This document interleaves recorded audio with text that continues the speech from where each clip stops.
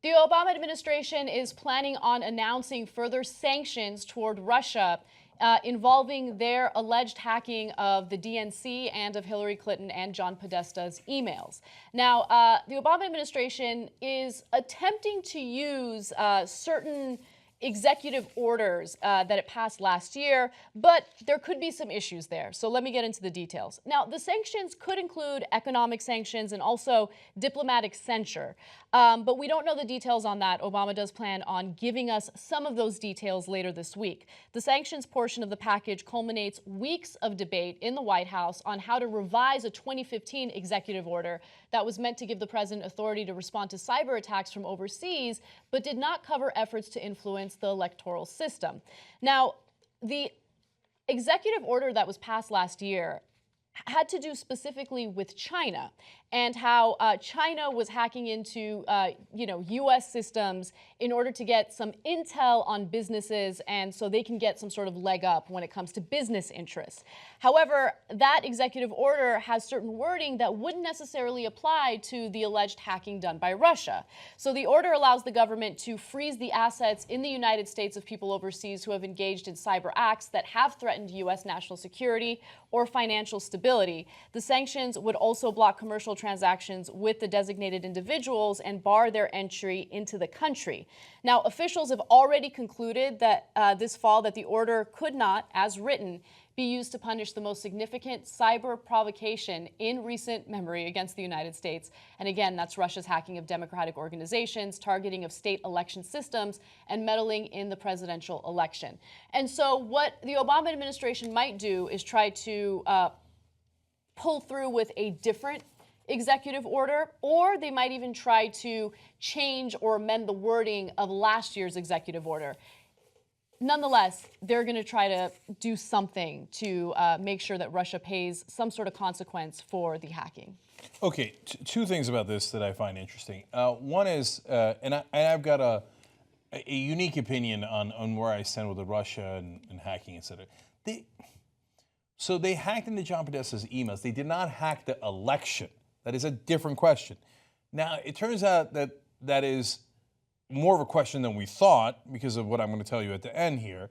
But if they had hacked the election, then yes, that is one of the 16 key infrastructures in American government, and we would be able to take action already under the old rules. So apparently they don't have great evidence of that. By the way, the law says that it requires harm to critical infrastructure or the theft of commercial secrets. So when it comes to private companies, we wrote the law or the order very broadly in this case. Yes. When it comes to the government, we wrote it very narrowly. So we remembered to protect private corporations. We forgot to protect the government as well. Yeah. Okay. We did, but not nearly as broadly. So, I mean, that right there in a nutshell gives you a sense of who actually runs this country. It is multinational corporations. It isn't the people. That's a long story that I can get into more, but that's just one example of it. Now, secondly, I don't want them to take this as an excuse and then be able to punish anyone who gives anything to WikiLeaks, because that's where this is heading. Mm-hmm. So we got to be careful about this. So if you say, hey, I got evidence that Russia hacked the election, boom, come down on them like a ton of bricks, sanctions, everything else you got, throw at them, because we cannot have the sanctity of our actual elections be violated. Mm-hmm. But if you say somebody hacked into somebody's email and gave it to WikiLeaks, and I'm going to come on them like a ton of bricks, right? WikiLeaks? Like go after WikiLeaks? No, I mean, you're saying, well, he's saying whoever, according to this new rule that they're thinking about, mm-hmm. whoever gave it to WikiLeaks. Now it happens to be the Russian government, and they were kind of meddling in our elections basically by doing propaganda. Let's note for the record that America has done propaganda and meddled in dozens, if not hundreds, of elections in other countries. Mm-hmm. So let's note our hypocrisy, because that is clear, okay? So now when somebody does it to us, we're like, oh, shocked and chagrined. Now, I'm an American, so I don't want them to do it, but I also don't want to write laws that are so broad that then they say, if you leaked anything to WikiLeaks and we think that it might have affected any election, mm-hmm. that's it, it's illegal, and we're going to sanctions, imprisonment, etc. Because at the end of the day, they're unlikely to use it against the powerful. They're very likely to use it against the powerless. So the minute the establishment gets tweaked, they're going to go after them. Look, we have a long history of, going after the powerless, especially when it comes to similar issues, whether it's whistleblowers, people who want to speak truth to power. Edward Snowden's an example of that. And so I completely agree with your concerns. Interestingly enough, I'm a lot less concerned about sanctions. I'm way more concerned about the future and what we can do to prevent this, right? Yes. So 100% of this conversation is based on, did Russia do it? What are the consequences? What are we going to do? What kind of strike back? Okay, sure, yeah, there should be consequences if there's hardcore evidence and proof that these individuals did it with the intention of influencing the election and the outcome of it.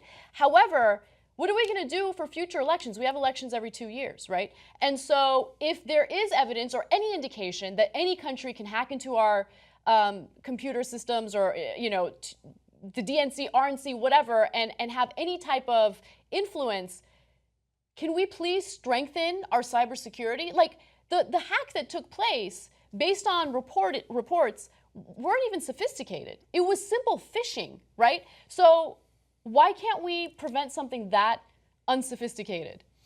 Yeah, it's really quite pathetic. And so while we were worried that Hillary Clinton's emails in her private server in her basement might be unprotected, it turns out all their emails, because of John Podesta's simple phishing mistake, were totally unprotected and did a tremendous amount of damage to themselves more than anyone else, right? So finally, we get to this point that I think is very important.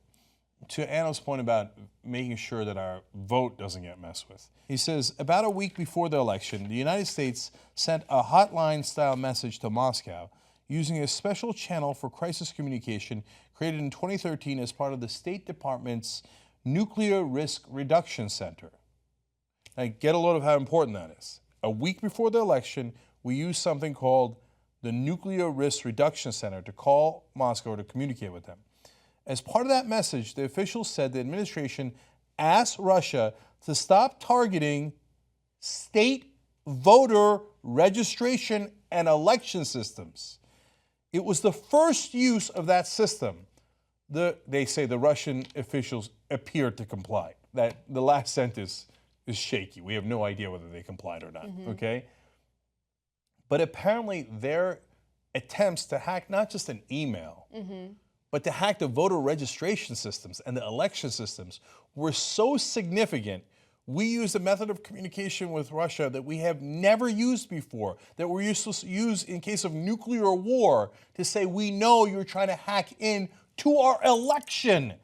That's the story, not Podesta's emails that are true. Exactly. That's the story, and nobody focuses on that. Exactly. You can help build independent media. We're now doing fundraising to get 4 new investigative reporting teams out there and be the watchers on the wall. We're not going to let Trump get away with anything. We're not going to let the establishment get away with anything. You help us build it. tytnetwork.com/go. Be part of the solution.